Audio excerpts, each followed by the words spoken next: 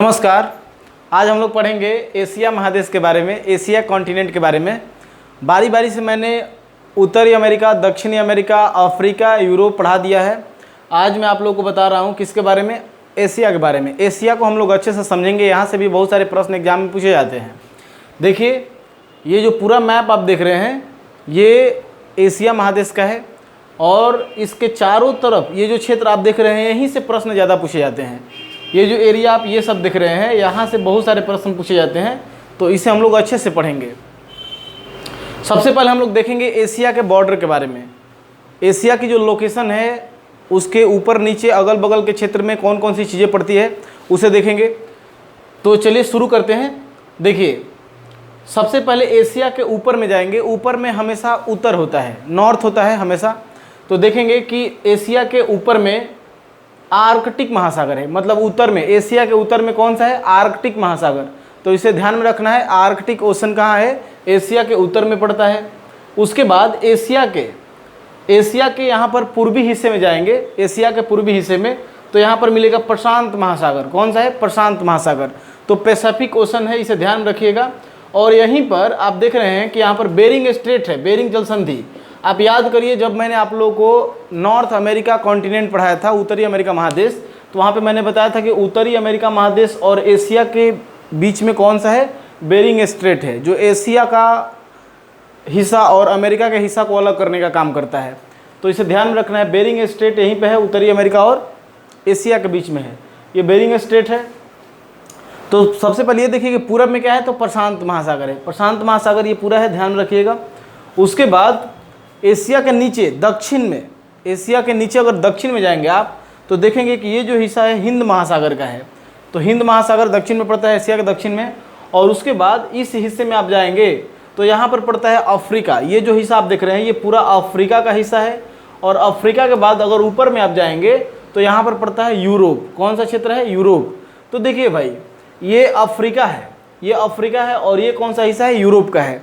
तो इसके बाद अगर आप आगे बढ़ेंगे यूरोप को पार करके तो मिलेगा अटलांटिक महासागर। उससे पहले यूरोप महादेश मिलेगा, क्योंकि यूरोप और एशिया एक ही भूखंड पे है। मैंने बताया था कि एशिया और यूरोप जो है वो एक ही भूखंड पे है। यहाँ जो आप देख रहे हैं ना, ये पूरा क्षेत्र जो आप देख रहे हैं ये पूरा क्षेत्र रसिया का है, रूस का है। इसमें ज़्यादातर हिस्सा रसिया का ही है, पूरा का पूरा हिस्सा समझ लीजिए कि रसिया का है। रसिया इतना बड़ा देश है, और रसिया मतलब रूस, और रूस यूरोप में भी पड़ता है। ये जो पर्वत है ये कौन सा पर्वत है, यूराल पर्वत है। तो यूराल पर्वत ही क्या करता है कि एशिया और यूरोप को अलग करने का काम करता है। ये मैंने यूरोप वाले क्लास में भी बताया था। तो देखिए यहाँ पर जो यूराल पर्वत है एशिया और यूरोप को भी अलग करने का काम करता है। और उसके बाद भी रूस का हिस्सा यहाँ पड़ता है। रूस की राजधानी जो मास्को है वो इसी में पड़ता है, यूरोप वाले हिस्से में ही पड़ता है। इसलिए आप देखेंगे कि यूरोप का सबसे बड़ा देश रसिया ही है और एशिया का भी सबसे बड़ा देश कौन सा है, रूस ही है। तो इसे ध्यान में रखिएगा। अब थोड़ा सा बॉर्डर समझ लेते हैं। इसके अगल बगल बॉर्डर कौन कौन सा क्षेत्र पड़ता है, इसे ध्यान में रखना है। चलिए देखते हैं। देखिए यहाँ पर ये जो रूस के सबसे पूर्वी हिस्से में अगर आपसे पूछा जाए कि एशिया के सबसे पूर्व में कौन सा देश है, तो देखिए रूस का ही हिस्सा है सबसे पूर्व में। एशिया के सबसे पूर्वी हिस्से में कौन सा देश है, रूस है। तो रूस के यहाँ पे नीचे आप देखेंगे तो यहाँ पे एक प्रायद्वीप है। प्रायद्वीप उस क्षेत्र को बोलते हैं, पेनिनसुला उस क्षेत्र को बोलते हैं जो तीन तरफ से जल से घिरा हुआ हो। तो देखिए ये तीन तरफ से जल से घिरा हुआ हो और इसको बोलते हैं कमचटका प्रायद्वीप। क्या बोलते हैं, कमचटका प्रायद्वीप। तो कमचटका के बारे में याद रखिएगा, बहुत ही महत्वपूर्ण है, इसे ध्यान रखना है। ये कहाँ पड़ता है, ये रसिया का हिस्सा है और ये कमचटका प्रायद्वीप है। कमचटका प्रायद्वीप के बगल में यहाँ पर एक सी है, सागर है। यहाँ पे एक सागर है, उस सागर का नाम है अखोस्टक सी। अखोस्टक सी के नाम से जाना जाता है। तो अखोस्टक सी यहाँ पर है, इसे भी ध्यान रखना है। उसके बाद आगे नीचे बढ़ेंगे यहाँ पर तो ये जो आप एरिया देख रहे हैं ना, ये जो हिस्सा देख रहे हैं पूरा, ये हिस्सा है आपका जापानीज सी। जापानीज सी मतलब जापान सागर। तो ये जापान सागर का हिस्सा है, जापान सागर। और इसी जापान सागर में जापान भी पड़ता है। जापान के पूरब में प्रशांत महासागर है और जापान के इस हिस्से में कौन सा है, ये है जापानीज सी। देखिए ऐसे सागर तो बहुत छोटे छोटे होते हैं, ये सागर बहुत छोटे होते हैं, लेकिन कई सागर एक ही महासागर में पाए जाते हैं, जैसे प्रशांत महासागर में। ये सभी जितने भी सागर आप देख रहे हैं ये सब इधर के प्रशांत महासागर में है। तो ये जापानीज सी है, जापान सागर। जापान सागर में ये जो द्वीप है 4 द्वीप है, ये चारों जापान के महत्वपूर्ण द्वीप है, इसे ध्यान रखना है। जापान का जो पहला द्वीप है उसका नाम है होकाइडो। कौन सा है? होकाइडो। यहाँ पे मैं लिख दे रहा हूँ, इसे ध्यान रखिएगा। ये जापान का है होकाइडो। होकाइडो। होकाइडो के बाद ये जो एक द्वीप आप देख रहे हैं, ये आइलैंड जो देख रहे हैं, ये सबसे बड़ा है जापान का। इसका नाम है होन्शु। होन्शु बड़ा इंपॉर्टेंट है, इसे ध्यान रखिएगा। ये होन्शु है। और होन्शु के बाद ये जो आइलैंड आप देख रहे हैं, तीसरा आइलैंड, इसका नाम है शिकोकू। शिकोकू। और चौथा जो आप द्वीप देख रहे हैं यहाँ पर, इसका नाम है क्यूशु। क्यूशु। तो इसे ध्यान रखिएगा। ये चारों द्वीप है, चारों इंपॉर्टेंट है, इसे ध्यान रखना है। जापान की जो राजधानी है, जापान की जो राजधानी है टोक्यो, वो होन्शु द्वीप पर स्थित है, इसे ध्यान रखना है। जापान की राजधानी कहाँ है? टोक्यो। टोक्यो किस द्वीप पर है भाई? होन्शु द्वीप पर है। और उसके बाद जो हिरोशिमा है, हिरोशिमा आप जानते होंगे कि पहला परमाणु बम जो द्वितीय विश्व युद्ध में गिराया गया था वो हिरोशिमा पर गिराया गया था। तो हिरोशिमा इसी होन्शु द्वीप पर पड़ता है। और नागासाकी क्यूशु द्वीप पर पड़ता है। तो इसे ध्यान रखना है कि हिरोशिमा होन्शु द्वीप पर पड़ता है और नागासाकी क्यूशु द्वीप पर पड़ता है। तो इम्पोर्टेंट है, इसे ध्यान रखना है। आगे बढ़ते हैं। अगला जो ये क्षेत्र आप देख रहे हैं ना, ये पूरा यहाँ से लेकर के यहाँ तक, ये है ईस्ट चाइना सी। ECS लिखा हुआ है यहाँ पर, ईस्ट चाइना सी। ईस्ट चाइना सी का मतलब पूर्वी चीन सागर। तो ये पूर्वी चीन सागर है, इसे ध्यान रखना है। ये पूर्वी चीन सागर का हिस्सा है। और यहीं पर बगल में यहाँ पर पड़ता है ताइवान। यहाँ पर ताइवान पड़ता है। और ये जो आप सागर देख रहे हैं ना, ये जो सागर है, ये है पीला सागर, येलो सी के नाम से जाना जाता है। चाइना की एक नदी है, आप जानते होंगे, आगे मैं बताऊंगा उसे, हांगहो नदी। हांगहो नदी यहीं पीला सागर में आकर के गिरती है, क्योंकि यहाँ का जल का जो कलर है, वाटर कलर, वो पीला कलर का है। तो इसे ध्यान रखना है। उसके बाद आगे बढ़ते हैं। तो ये जो आप देख रहे हैं ना, ये द्वीप, इसके और भी छोटे छोटे द्वीप हैं यहाँ पर। इसका नाम है फिलिपाइन द्वीप। फिलिपाइन द्वीप मतलब फिलीपींस द्वीप।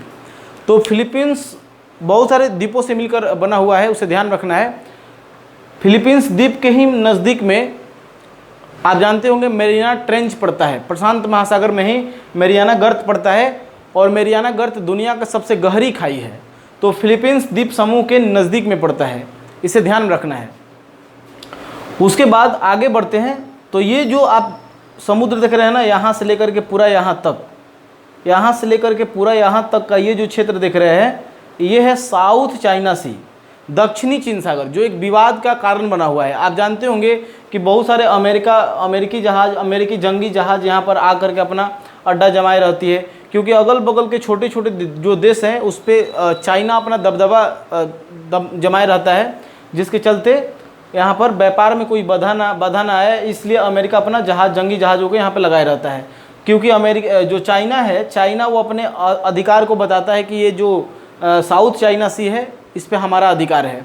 क्योंकि आने वाले भविष्य में ऐसा माना गया है कि साउथ चाइना सी में, दक्षिणी चीन सागर में बहुत ज़्यादा तेल के भंडार पाए गए हैं, प्राकृतिक तेल के भंडार और गैसों के भंडार पाए गए हैं। इसलिए चाइना, इसमें 9 डैश लाइन भी है। 9 डैश लाइन इस तरीके से 9 बार खींचा गया है, 9 बार में इसे पूरा किया गया है। तो इसे ध्यान रखिएगा, 9 डैश लाइन भी इसे खींचा गया है। और 9 डैश लाइन किस में है? तो दक्षिणी चीन सागर में ही है, इसे ध्यान रखना है, बहुत ही इंपॉर्टेंट है ये। 9 डैश लाइन इसी में है, दक्षिणी चीन सागर में है, क्योंकि चाइना इतने क्षेत्र को बताता है कि पूरा हमारा क्षेत्र है। यहाँ से लेकर के यहाँ तक का जो क्षेत्र देख रहे हैं, ये पूरा हमारा ही क्षेत्र है। तो इसे ध्यान रखना है। यहाँ पर एक कंट्री पड़ता है, यहाँ पर, इसका नाम है सिंगापुर। कौन सा है? सिंगापुर। तो सिंगापुर को भी ध्यान रखिएगा। सिंगापुर बहुत ही इंपॉर्टेंट है एग्जाम की दृष्टि से। क्यों? क्योंकि यहाँ से होकर के विषुवत रेखा गुजरती है, यहाँ से होकर के विषुवत रेखा गुजरती है। और विषुवत रेखा आप देखेंगे यहाँ पर छोटा सा देश पड़ता है मालदीव। ये छोटा सा देश है मालदीव। मालदीव से होकर के जाती है, और इंडोनेशिया से, मतलब एशिया के 2 देशों से होकर जाती है विषुवत रेखा। और भी देश है छोटे छोटे जिनको मान्यता नहीं दिया गया है। ये जो आप देख रहे हैं मालदीव और इंडोनेशिया से होकर के कौन सी रेखा गुजरती है, विषुवत रेखा। लेकिन अगर अब कभी एग्जाम में ऐसा प्रश्न पूछा जाए कि कौन से देश की राजधानी विषुवत रेखा यानी कि भूमध्य रेखा के सबसे ज़्यादा नज़दीक है, तो आंसर होगा सिंगापुर। याद रखिएगा सिंगापुर। सिंगापुर की जो राजधानी है सिंगापुर सिटी, वो विषुवत रेखा के बहुत ही ज़्यादा नज़दीक है, तो उसे ध्यान रखिएगा। आगे देखेंगे, ये जो आप आइलैंड देख रहे हैं ना, ये है गिनिया आइलैंड। गिनिया आइलैंड को याद रखिएगा, इंपॉर्टेंट है। ये गिनिया आइलैंड है, इसके नीचे यहाँ पर ऑस्ट्रेलिया पड़ता है, ये गिनिया है। गिनिया आइलैंड के बगल में यहाँ पर पड़ता है, ये है बांदा सागर। तो बांदा सागर को भी ध्यान रखिएगा। ये जो आप क्षेत्र देख रहे हैं, ये है बोर्नियो। कौन सा है भाई, बोर्नियो। देखिए बोर्नियो में क्या है कि आप जानते होंगे कि अभी हाल ही में इंडोनेशिया ने अपनी राजधानी को चेंज कर दिया है, अभी कालीमंतन में कर दिया है उसने अपने राजधानी को, क्योंकि दिन पर दिन समुद्र का जो स्तर है, जल स्तर, वो बढ़ते जा रहा है। समुद्र स्तर बढ़ने के चलते जो जावा आइलैंड है, उसका जावा आइलैंड, वो हो सकता है कि आने वाले समय में डूब जाए। इसलिए उसने अपनी राजधानी को चेंज करके कहाँ कर लिया है, बोर्नियो में कर लिया है। कालीमंटन नाम रखा गया है उसका, राजधानी उस शहर में रखा गया है, तो इसे ध्यान रखना है। और इस पे 3 देशों का अधिकार भी है, मैं बताऊँगा आगे, अभी ध्यान रखिए।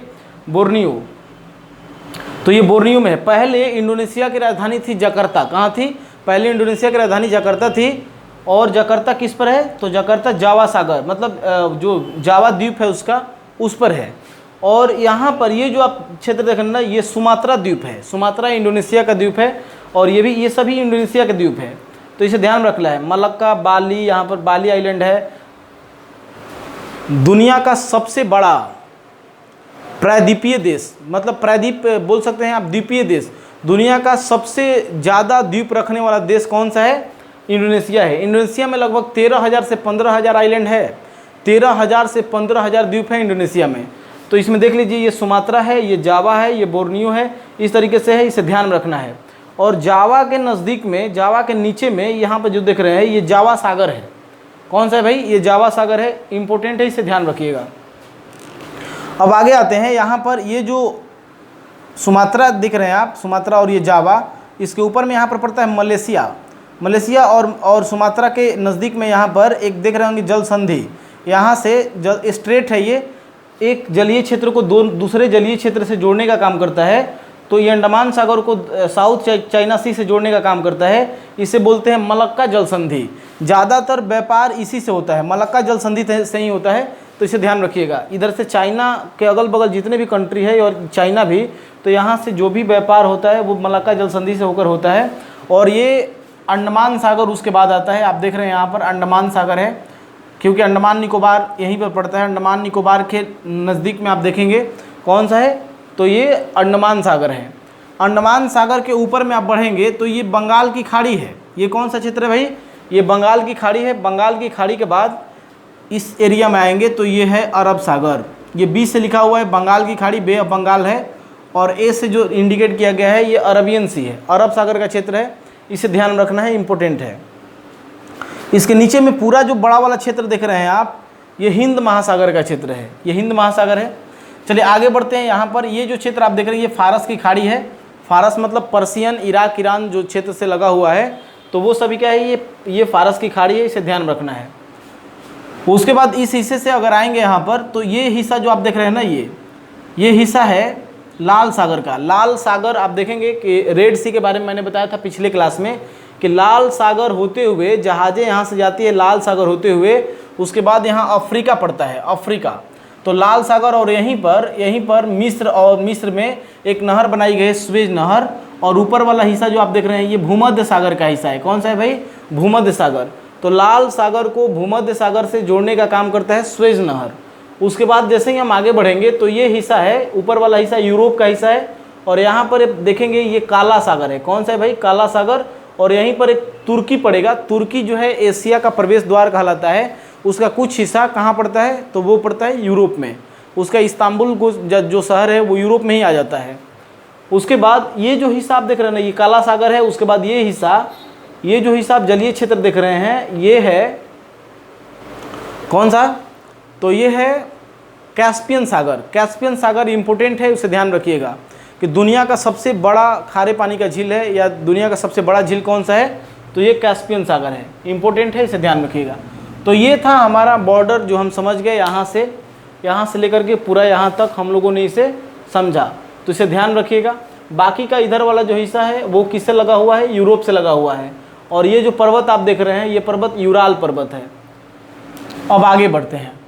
अब देखिए एशिया को अध्ययन करने के लिए कई भागों में डिवाइड कर दिया गया है, जैसे पूर्वी एशिया, पश्चिमी एशिया, मिडिल एशिया के नाम से, मतलब मध्य एशिया बोल सकते हैं, मध्य एशिया के नाम से, या दक्षिणी एशिया के नाम से, दक्षिण पूर्व एशिया के नाम से, मतलब इस तरीके से कई भागों में इसे डिवाइड किया गया है ताकि आसानी रहे हर चीज़। अब देखिए, अब ये पूरा उत्तरी एशिया है, ये जो देख रहे हैं ना आप, ये एशिया का जो हिस्सा है ये पूरा उत्तरी एशिया है। उत्तरी एशिया में देख लीजिए पूरा का पूरा रसिया ही है, आप देख लीजिए यहाँ से लेकर यहाँ तक। और यहाँ पर बीच में एक देश पड़ता है, यहाँ पर एक छोटा सा देश पड़ता है, इसका नाम है मंगोलिया। क्या नाम है भाई, मंगोलिया। इसे मैं बताऊंगा। यहाँ पर एक मरुस्थल पाया जाता है जिसका नाम है गोबी मरुस्थल। गोबी मरुस्थल पूरे एशिया का सबसे बड़ा मरुस्थल है, तो उसे ध्यान रखना है कि ये मंगोलिया है। मंगोलिया का इतिहास आप पढ़े होंगे, चंगेज खां मंगोल था, चंगेज खां ये सब जो थे उनके ध्यान रखेंगे। मंगोलिया को मैं बताऊंगा आगे। उसके बाद आप देखेंगे कि ये जो हिस्सा आप देख रहे हैं ना, ये चाइना का जो हिस्सा है, चाइना और भी छोटे छोटे कंट्री यहाँ पे मंगोलिया मिलाएंगे, तो ये चाइना जो है सबसे ज़्यादा इसमें हिस्सेदारी है चाइना की। ये पूरा का पूरा क्या है, ये पूर्वी एशिया है। तो पूर्वी एशिया में यहाँ पे आप देख लेंगे कि यहाँ पे उत्तरी कोरिया, दक्षिणी कोरिया भी है, तो ये सभी पूर्वी एशिया वाले हिस्से में आ जाते हैं। तो ये सभी पूर्वी एशिया है। यहाँ पे जापान भी मिलेगा आपको, तो इसे भी ध्यान रखना है, ये सभी पूर्वी एशिया है।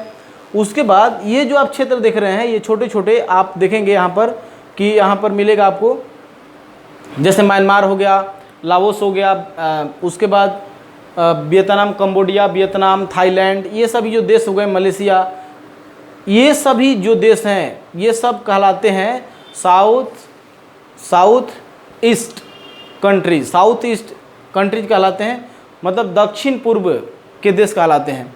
दक्षिण पूर्व, इसे ध्यान रखिएगा, दक्षिण पूर्व एशिया के ये देश कहलाते हैं, इसे ध्यान रखना है।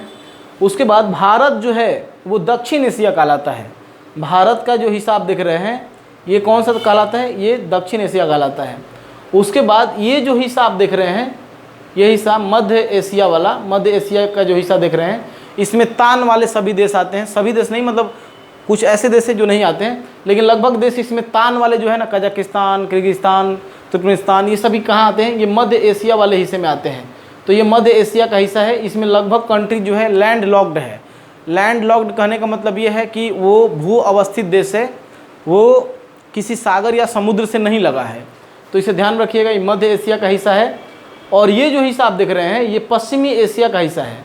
पश्चिमी एशिया में सबसे बड़ा आप देखेंगे यहाँ पर सऊदी अरब मिलेगा। सऊदी अरब, यमन, ये सभी देश इसमें आ जाते हैं। तो ये पूरा सऊदी अरब है, इधर आएगा तो तुर्की आ जाएगा।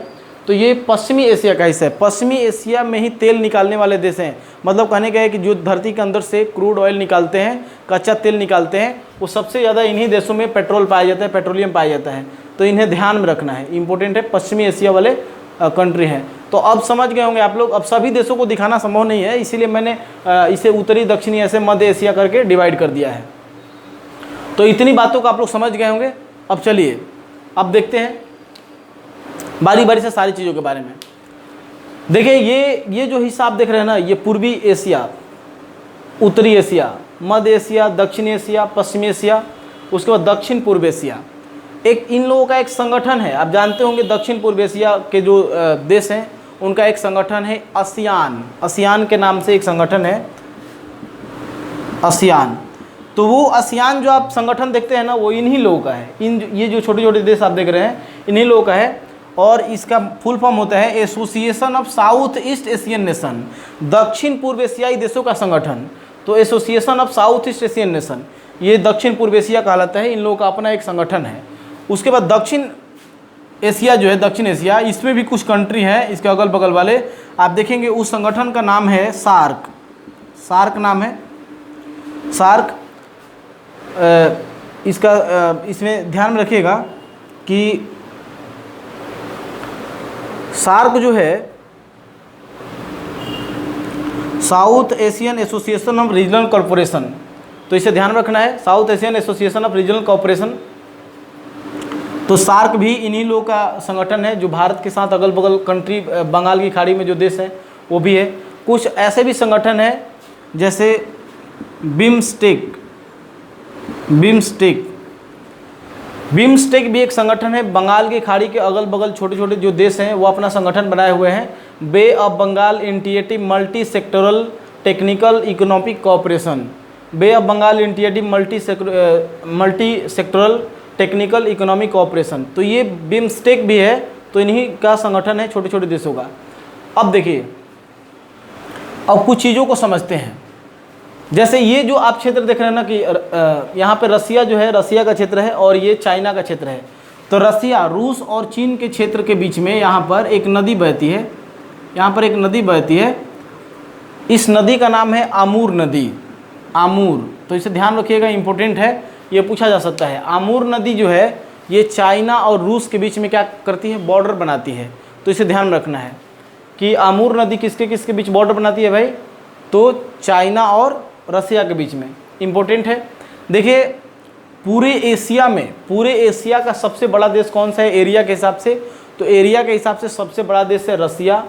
रसिया के बाद दूसरा सबसे बड़ा देश है कौन सा, आपका चाइना। अगर मान लो कि एशिया से ही प्रश्न पूछ दिया कि एशिया का क्षेत्रफल के हिसाब से चौथा बड़ा देश कौन सा है, कम से कम 3-4 तक तो याद रखना है।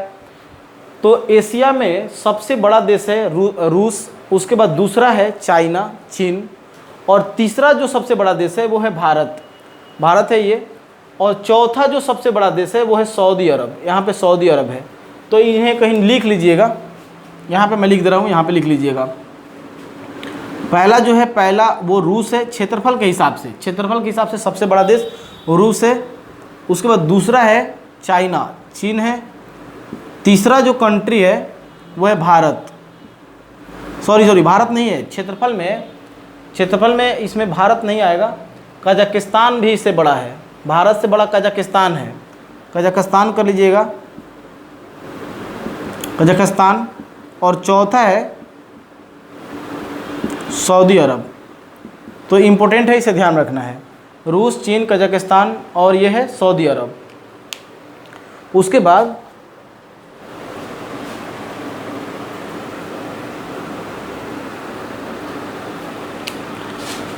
अगर जनसंख्या के हिसाब से पूछा जाए कि जनसंख्या के हिसाब से सबसे बड़ा कौन है, तो आप जानते हैं जनसंख्या के हिसाब से पहले स्थान पे चीन आता है, दूसरे स्थान पे आता है भारत, तीसरा स्थान पे आता है इंडोनेशिया, तीसरे स्थान पे कौन सा आता है भाई, इंडोनेशिया आता है। और चौथे स्थान पे कौन सा आता है, तो चौथे स्थान पे इंडोनेशिया के बाद बांग्लादेश, उसके बाद पाकिस्तान, ये सभी देश आ जाते हैं। तो इन सबको ध्यान रखना है। तो ये समझ गए। अब देखिए, अब पूछा जाएगा कि पूरे एशिया में या पूरे विश्व में सबसे बड़ा लैंड लॉक्ड कंट्री कौन सा है, सबसे बड़ा भू अवस्थित देश कौन सा है, तो वो है कजाकिस्तान। कजाकिस्तान यहाँ पड़ता है, कजाकिस्तान मध्य एशिया का देश है। तो सबसे बड़ा लैंड लॉक्ड कंट्री कौन सा है, कजाकिस्तान लिखिए, चाहे कजाकिस्तान। तो ये जो आप कंट्री देख रहे हैं ये दुनिया में सबसे बड़ा है, मतलब भू अवस्थित देश उसको बोलते हैं जो चारों तरफ से लैंड से घिरा हुआ हो। तो ये कौन सा है भाई, ये कजाकिस्तान है। तो इसे ध्यान रखना है, इंपॉर्टेंट है। भारत के भी अगल बगल में आपको देखने को मिलेगा, भारत के अगल बगल में भी आपको देखने को मिलेगा। जैसे यहाँ पर इंडिया के बगल में यहाँ पर आप देखेंगे तो यहाँ पर आपको मिलेगा, जैसे नेपाल मिल जाएगा, भूटान मिल जाएगा। तो ये भी क्या है, ये भी लैंड लॉक्ड कंट्री है या बफर कंट्री के नाम से जाना जाता है। बफर कंट्री भी उसको बोला जाता है, बफर क्षेत्र, बफर देश भी उसको बोला जाता है जो देश दो बड़े देशों के बीच में हो। समझ रहे हैं ना, जो देश दो बड़े देशों के बीच में छोटा सा देश हो, ताकि दो बड़े देश आपस में मतलब विवाद नहीं कर पाते हैं, उसके चलते उसको बफर क्षेत्र कहा जाता है। जैसे भारत और चीन के बीच में यहाँ पर भूटान भी है, यहाँ पर नेपाल भी रोल करता है वहाँ पे बफर क्षेत्र के रूप में। तो इसे भी ध्यान रखना है। तो लैंड लॉक्ड कंट्री आप ध्यान रखिएगा कि सबसे बड़ा कौन सा है भाई, तो सबसे बड़ा है कजाकिस्तान। अब देखिए यहाँ पर भारत के बगल में आप आएंगे तो भारत के बगल में यहाँ पे म्यांमार, म्यांमार के बाद यहाँ पे आएंगे तो मिलेगा लाओस, लाओस के बाद उसके बाद कंबोडिया, वियतनाम, थाईलैंड। तो देखिए यहाँ पर अगर पूछा जाएगा कि दक्षिण पूर्व एशिया का लैंड लॉक्ड कंट्री कौन सा है, भूअवस्थित देश कौन सा है, एक ही कंट्री है, उसका नाम है लाओस। तो ध्यान रखिएगा दक्षिण पूर्व एशिया का भू अवस्थित देश लैंड लॉक्ड कंट्री कौन सा है, तो लाओस। तो इसे ध्यान रखना है, इंपॉर्टेंट है, ये पूछा गया एग्जाम में। दक्षिण पूर्व एशिया का भू अवस्थित देश कौन सा है भाई, तो वह है लाओस। अब चलिए कुछ चीज़ों को देख लेते हैं। देखिए ये जो कैस्पियन सागर है, कैस्पियन सागर ये दुनिया का सबसे बड़ा झील है, दुनिया का सबसे बड़ा झील है, इसे ध्यान रखना है। तो जो कैस्पियन सागर है, तो कैस्पियन सागर 5 देशों से लगा हुआ है। आप देखेंगे कि इधर वाले हिस्से में रसिया से लगा हुआ है, मैंने बताया था ना कि इस पर्वत के बाद में, यूराल पर्वत के बाद में भी रूस यहाँ पड़ता है, तो रूस वाले हिस्से में भी लगा हुआ है। तो चलिए देख लेते हैं तो कौन कौन से देश से लगा हुआ है। तो सबसे पहले देखिए, सबसे पहले रूस, याद रखिएगा, पूछ सकता है कि जो यहाँ पर कैस्पियन सागर है वो किस देश के साथ सीमा नहीं बनाता है, या कौन सा कंट्री इससे नहीं लगा हुआ है। तो सबसे पहले तो यहाँ पर लगा हुआ है रसिया, तो रसिया के साथ बॉर्डर बनाता है। रसिया के बाद कजाकिस्तान दूसरा देश है, कजाकिस्तान के साथ बॉर्डर बनाता है। उसके बाद तुर्कमेनिस्तान, ये भी लैंड लॉक्ड कंट्री है, तुर्कमेनिस्तान। उसके बाद ईरान, उसके बाद अजरबैजान। तो इन सब को याद रखिएगा, रूस, कजाकिस्तान, तुर्कमेनिस्तान, ईरान, अजरबैजान, ये सभी जो कंट्री है वो किसके साथ बॉर्डर बनाती है, तो ये बॉर्डर बनाती है कैस्पियन सागर के साथ। तो ये इंपॉर्टेंट है, इसे ध्यान रखना है। उसके बाद एक बात और याद रखिएगा, देखिए यहाँ पर लिखा हुआ है, ये हाल ही में अभी एग्जाम में पूछा गया था, बिहार एसएससी का एग्जाम हुआ था, उसमें आया था ये क्वेश्चन कि अरल सागर के साथ, अरल सागर जो है एशिया में ही पड़ता है, वो सागर नहीं है। मैंने अभी का कुछ देर पहले मैंने बताया था कि अरल सागर हो या कैस्पियन सागर, ये कोई समुद्र नहीं है, ये सागर नहीं है, ये एक झील है। आयतन की दृष्टि से बहुत बड़ा होने के कारण इसको सागर कहा जाता है। तो यहाँ पर देखिए अरल सागर जो है, अरल सागर ये कौन कौन से 2 देश के बीच में पड़ता है, तो कजाकिस्तान और उज्बेकिस्तान। इसे ध्यान में रखिएगा, ये VVI है, ये VVI है, इसे ध्यान रखिएगा कि जो अरल सागर है, अरल सागर वो किसके बीच है, तो ये है कजाकिस्तान और उज्बेकिस्तान के बीच में। तो ये बहुत ही ज़्यादा इंपॉर्टेंट है, इसे ध्यान रखना है। अब आगे बढ़ते हैं, अब कुछ नदियों को देख लेते हैं, एशिया की कुछ नदियों को देख लेते हैं, इंपॉर्टेंट है। देखिए सबसे पहले देखेंगे यहाँ पर नदी में यांगसी नदी के बारे में। यांगसी नदी के बारे में आप लोग पहले पढ़े होंगे। यांगसी नदी या यांगसी नदी को यांगतसी भी बोलते हैं या यांगटी सिक्यांग भी बोलते हैं। तो यांगसी नदी देखिए, एक राज्य है चाइना में, जिस यहाँ पर पड़ता है, एक राज्य है चाइना में जिसका नाम है किंदाई प्रांत। जैसे हमारे देश में बहुत सारे राज्य है, वैसे ही चाइना में भी राज्य है, किंदाई प्रांत पड़ता है। तो किंदाई प्रांत से ही उसकी नदियाँ निकलती है, बहुत सारी नदियाँ यहाँ पर, क्योंकि यहाँ इसके बगल में यहाँ पर पड़ता है कुनलुन पर्वत। कौन सा पर्वत है भाई, कुनलुन पर्वत, कुनलुन पर्वत। तो कुनलुन पर्वत पड़ता है, तो वहीं से नदी निकलती है। अब देखिए इसे ध्यान रखिएगा कि ये पूर्वी एशिया है, पूर्वी एशिया का हिस्सा है। तो यहाँ पर कुनलुन पर्वत है, यहाँ पर कुनलुन पर्वत पड़ता है और नदी निकलती है। तो एक नदी जो है उसका नाम है, कौन सा नाम है उसका, यांगती सेक्यांग, यांगसी नदी नाम है। और यहाँ से निकलती है और निकल करके यहाँ पर आकर के साउथ चाइना सी में गिरती है। तो ये भी ध्यान रखिएगा, अगर आपसे पूछा जाएगा कि एशिया की सबसे लंबी नदी कौन सी है भाई, लगभग 6900 में थोड़ी सी कम होगी, 6900 किलोमीटर लंबी है ये। तो 6900 किलोमीटर लंबी है और ये एशिया में यहाँ से निकलती है चाइना के किंदाई प्रांत से, कुनलुन पर्वत से। और वहाँ से निकलने के बाद ये सीधे आकर के कहाँ गिरती है, साउथ चाइना सी में। तो बहुत ही इंपॉर्टेंट है, इसे ध्यान रखिएगा। उसके बाद दूसरी एक नदी है जिसका नाम है हांगहो नदी। हांगहो को भी ध्यान रखिएगा, हवांगहो कहा जाता है, चाहे हांगहो कहा जाता है। तो हांगहो को भी ध्यान रखिएगा। अब देखिए हांगहो नदी भी यहाँ से निकलती है। हांगहो नदी यहाँ से निकलने के बाद यहाँ होते हुए ये येलो सागर में जाकर गिरती है। ये भी किंदाई प्रांत से निकलती है। किंदाई प्रांत से निकलने के बाद यहाँ होते हुए ये पीला सागर में जाकर गिरती है। और इसी नदी के कारण पीला सागर का जो रंग, पीला सागर का जो जल है वो पीले कलर का दिखता है, क्योंकि ये जिस एरिया से होकर गुजरती है वहाँ पर आयरन ऑक्साइड का क्षेत्र है। आयरन ऑक्साइड वहाँ से बह करके नदी में जा करके समुद्र में गिरता है। तो आयरन ऑक्साइड के चलते यहाँ पर बहुत दिनों तक, आप जानते होंगे कि आयरन ऑक्साइड अगर ज़्यादा दिन तक पानी में रहे तो पीले कलर का दिखने लगता है। तो ये सागर भी पीले कलर का दिखता है, इसलिए इसका नाम रखा गया है येलो सी। तो अगर आपसे पूछा जाएगा कि जो हांगहो नदी है वो कहाँ गिरती है, पीला सागर में गिरती है, तो इसे ध्यान रखिएगा। हांगहो नदी किस देश में बहती है, चीन में बहती है। और हांगहो नदी को चीन का शोक कहा जाता है, इसे भी ध्यान रखिएगा कि हांगहो को यहाँ पे लिख लीजिएगा, इंपॉर्टेंट है। हांगहो को चीन का शोक कहा जाता है, सौर रिवर ऑफ चाइना। तो चीन का शोक किसे कहा जाता है, चीन का शोक हांगहो नदी को कहा जाता है। तो ये इंपॉर्टेंट है, इसे भी ध्यान रखना है। चलिए उसके बाद आगे देख लेते हैं। अगला एक नदी है, यहाँ पर आप देख रहे होंगे, यहाँ पर आमूर नदी है। कौन सी नदी है भाई, आमूर नदी है। तो आमूर नदी, यहाँ पे मैंने बताया था भी आमूर नदी जो है यहाँ पर ये किसके किसके बीच बॉर्डर सीमा बनाती है, तो ये रूस और चीन के बीच में सीमा बनाती है। तो इसे ध्यान रखना है। उसके बाद आमूर के बाद यहाँ पे 3 नदियाँ आपको दिख रही होगी, लीना, ओब और येनेसी। इन तीनों नदी का नाम याद रखिएगा, इंपॉर्टेंट है। लीना, ओबे, ओब नदी और येनेसी नदी, इन तीनों का नाम याद रखिएगा, इंपॉर्टेंट है। अब देखिए यहाँ पर ये जो आप रसिया का पूरा हिस्सा जो आप देख रहे हैं, ये जो रसिया का हिस्सा, यहाँ से ये नदी निकलती है यहाँ से, और ये उत्तरी सागर में जाकर के गिर जाती है। उत्तरी सागर यानी कि आर्कटिक महासागर में जो उत्तरी सागर है यहाँ पर, वो नॉर्थ सी में जाकर के ये तीनों नदी गिर जाती है। तो इन तीनों को याद रखिएगा। और ये बर्फीला क्षेत्र है, बर्फ़ से ढका हुआ क्षेत्र है। मतलब बर्फ़ के दिनों में, मतलब ठंडे के दिनों में क्या है, इन नदियों का ऐसे ही मुहाना समझिए बंद रहता है।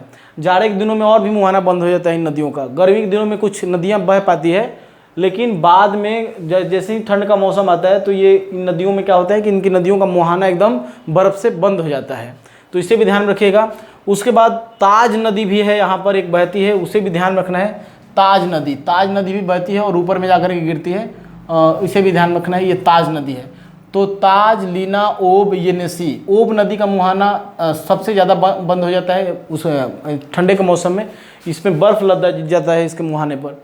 तो ये सभी नदियाँ कहाँ बहती है, ये ताज नदी है, लीना, ओब, येनेसी, ये सभी नदियाँ कहाँ बहती है, रूस में बहती है। आप जानते होंगे कि रूस में एक झील है, जिसका नाम है बैकाल झील। बैकाल झील के बारे में भी याद रखिएगा, इंपॉर्टेंट है कि दुनिया का सबसे गहरा झील माना जाता है। तो बैकाल झील विश्व का सबसे गहरा झील कौन सा है भाई, तो यह है बैकाल झील। तो बैकाल झील विश्व का सबसे गहरा झील कौन सा है, बैकाल झील है। और बैकाल झील कहाँ पड़ता है, ये तो रूस में, इसे ध्यान रखिएगा, इंपॉर्टेंट है बैकाल झील। वहीं से एक नदी भी उनमें से निकलती है। आगे बढ़ते हैं, ताज नदी भी हो गया। ब्रह्मपुत्र के तो बारे में अच्छे से पढ़ा चुका हूँ। ब्रह्मपुत्र नदी आप इंडिया वाले लेक्चर को रिवर सिस्टम जाकर देखिएगा, उसमें ब्रह्मपुत्र नदी के बारे में अच्छे से पढ़ाया हूँ, तो उसे पढ़ लीजिएगा।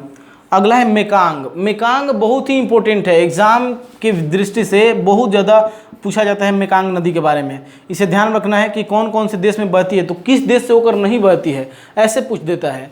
तो देखिए चाइना से निकलती है, चाइना से निकलने के बाद ये जाती है म्यांमार में, चाइना से निकलने के बाद म्यांमार में, म्यांमार के बाद लाओस, कंबोडिया, वियतनाम और अंडमान सागर में लास्ट में जाकर के गिर जाती है। यहाँ पर अंडमान सागर में जाकर के गिर जाती है। तो इसे ध्यान रखना है। ये नदी सबसे पहले चाइना में, ध्यान रखिएगा। मेकांग रिवर जो है वो चीन में, चीन के बाद म्यांमार में, म्यांमार के बाद लाओस में, लाओस के बाद कंबोडिया में, कंबोडिया के बाद वियतनाम में। तो इसे ध्यान रखना है, इम्पोर्टेंट है। मेकांग नदी चीन, म्यांमार, लाओस, कंबोडिया और वियतनाम में बहती है, तो इम्पोर्टेंट है। उसके बाद आप देखेंगे इरावदी नदी। इरावदी नदी भी बहुत ही इंपॉर्टेंट है। इरावदी नदी एग्जाम के व्यू से इम्पोर्टेंट है, क्योंकि ये इरावदी नदी म्यांमार को, इरावदी नदी जो म्यांमार है ना, म्यांमार देश पूरे म्यांमार को 2 भागों में डिवाइड करती है। तो इरावदी नदी म्यांमार को 2 भागों में बांटती है और उसी देश में बहती भी है। और ये कहाँ बहती है भाई? तो ये म्यांमार में ही बहती है, म्यांमार में ही। तो इस पॉइंट को भी ध्यान रखिएगा कि इरावदी रिवर म्यांमार में बहती है, इस पॉइंट को याद रखना है। उसके बाद मैंने कैस्पियन सागर के बारे में बता दिया और अरल सागर के बारे में। अब आइए कुछ देख लेते हैं। देखिए भारत के यहाँ ये जो इंडिया आप देख रहे हैं ना, ये पूरा ये दक्षिण भारत का जो क्षेत्र है जिसमें पाकिस्तान, अफगानिस्तान, यहाँ पर ईरान, इराक आ जाता है। तो ये जो दक्षिण भारत का हिस्सा है, यहाँ से आप जैसे ही बाहर इधर निकलिएगा तो ये भारत के पश्चिमी हिस्से में पाकिस्तान वाले क्षेत्र में भी यहाँ पर बहुत बड़ा मरुस्थल पाया जाता है जिसको बोलते हैं थार का मरुस्थल। तो थार का मरुस्थल सघन जनसंख्या के लिए जाना जाता है। यहाँ पर देखेंगे आप कि भले ये मरुस्थल छोटा है लेकिन जनसंख्या के मामले में सबसे बड़ा है। यहाँ पर जनसंख्या निवास करती है, बहुत ज़्यादा मात्रा में लोग रहते हैं। मतलब अगर आपसे पूछा जाए कि सघन जनसंख्या के मामले में या ज़्यादा जनसंख्या किस मरुस्थल में पाई जाती है, तो सघन जनसंख्या के मामले में कौन सा है? तो थार मरुस्थल है, उसे ध्यान रखना है। यहाँ पर मंगोलिया में एक पड़ता है गोबी मरुस्थल, गोबी मरुस्थल भी ध्यान रखना है। गोबी मरुस्थल डेजर्ट, गोबी डेजर्ट ये पड़ता है कहाँ? तो ये पड़ता है कहाँ भाई? पड़ता है मंगोलिया में। तो मंगोलिया में पड़ता है। ये एशिया का सबसे बड़ा है, एशिया का सबसे बड़ा मरुस्थल है, इसे ध्यान रखिएगा। दुनिया का सबसे बड़ा मरुस्थल सहारा है, आप जानते होंगे अफ्रीका में पड़ता है, पश्चिमी अफ्रीका में सहारा है। लेकिन एशिया का सबसे बड़ा मरुस्थल कौन सा है? गोबी मरुस्थल। तो इसे ध्यान रखना है, इम्पोर्टेंट है। अब देखिए यहाँ पर इस पूरे एशिया में 2 देश ऐसे मिलेंगे आपको, 2 देश रसिया और चाइना, जिनकी बॉर्डर सबसे ज़्यादा देशों को टच करती है। आप देखिएगा कि रसिया जो देश है, रूस का भी बॉर्डर 14 देशों के साथ लगी हुई है और चाइना का भी बॉर्डर कितने देशों के साथ? 14 देशों के साथ लगी है। तो ऐसा कुछ नहीं है कि सबसे ज़्यादा किसके साथ लगी हुई है? दोनों देशों के साथ 14 रेखा देशों के साथ लगी हुई है। उसमें रसिया भी आता है और कौन सा? चाइना भी आता है। तो एग्ज़ाम में अगर जो कुछ भी देता है, दोनों तो देगा नहीं, जो भी देता है उसको आंसर लगाना है। तो ये सब आप समझ गए होंगे। इन दोनों पॉइंट को जरूर याद रखिएगा कि रूस और चीन दोनों की सीमा 14 देशों के साथ लगी हुई है। अब देखिए, अब कुछ पॉइंट यहाँ पे देख लेते हैं। ये जो देश आप देख रहे हैं ये श्रीलंका है, श्रीलंका है। पूर्व की मोती के नाम से जाना जाता है, पूर्व की मोती कहलाता है, या दक्षिण हिंद महासागर की मोती के नाम से जाना जाता है। तो अगर आपसे पूछा जाए कि हिंद महासागर की मोती कौन है, तो ये श्रीलंका है। ये बहुत ही छोटा देश है। उसके बाद ये अंडमान सागर है, ये मलाक्का जल संधि है, मलाक्का जल संधि से व्यापार होता है, आप देखेंगे। और यहाँ से साउथ चाइना सी। अब देखिए यहाँ पर कुछ चीज़ों को समझ लेते हैं। जैसे ऊपर से इंडिया से आप यहाँ पर देखेंगे तो यहाँ पर म्यांमार है, और म्यांमार के बाद ऊपर में यहाँ पर लाओस के बाद यहाँ पर कंबोडिया के बाद यहाँ पर वियतनाम है। वियतनाम वाले जो क्षेत्र हैं, वियतनाम वाले क्षेत्र में, और यहाँ पर पड़ता है मलेशिया। कौन सा क्षेत्र है? ये थाईलैंड का क्षेत्र है, और यह है मलेशिया। ये पूरा मलेशिया का क्षेत्र है, मलेशिया का। और ये है सिंगापुर, मलेशिया है और ये है सिंगापुर। तो इसको भी ध्यान रखना है। इन सभी देशों पर किसी भी देश जो है, कोई भी देश, उसको समुद्री अधिकार है 200 नॉटिकल मील तक। 200 नॉटिकल मील तक अपना कुछ भी वो निकाल सकता है समुद्र के अंदर से। तो चाइना अपना जो 9 डैश लाइन लेकर के गया है, वो लगभग इन सभी देशों के अधिकार में आ जाता है, इन सभी देशों के अधिकार में आ जाता है। आप देख लीजिए यहाँ पर बोर्नियो पर इसका इंडोनेशिया का भी अधिकार है, मलेशिया का भी अधिकार है, और बोर्नियो तो है ही। तो इसे ध्यान रखना है, इस पे 3 देशों का अधिकार है। बोर्नियो बहुत बड़ा द्वीप है इसका। तो लगभग हमने सारे चीज़ों के बारे में जान लिया, और इतनी चीज़ें अगर आप जानते हैं तो सही है, एग्ज़ाम में बहुत सारे प्रश्न यहाँ से बना लेंगे आप। तो ठीक है, अब मैं मिलता हूँ नेक्स्ट वीडियो में, तब तक ले बाय।